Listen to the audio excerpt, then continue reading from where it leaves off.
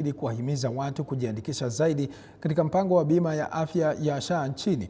Kaunti ya Trans Nzoia ni mojawapo ya kaunti ambazo zimesajili idadi ya chini kwenye usajili wa mpango huo, ikiwa na asilimia 32 pekee kwa ujumla, hatua ambayo imeiweka kaunti hiyo katika nafasi ya 38 katika kati ya kaunti 47.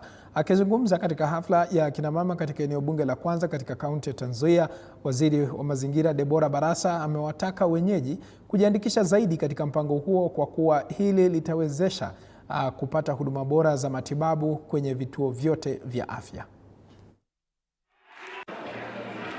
Wengi wetu hatujajisajilisha. Sasa unajua president anasema wanasiasa wengine wanakatwa karibu 23,000, 30,000 walipie SHA. Hiyo pesa ni yako. Ukienda kwa hospitali uhudumiwe.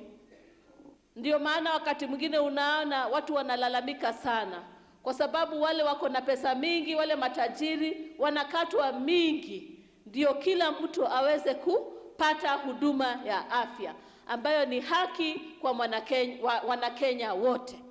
Na sasa kama hatujajisajilisha, tutahudumiwa aje?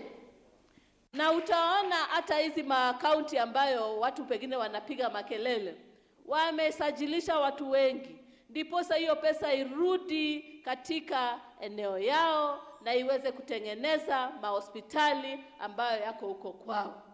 Na sasa nyinyi Trans Nzoia, mbona mnaachwa nyuma? Tujisajilishe ndiposa tulete maendeleo na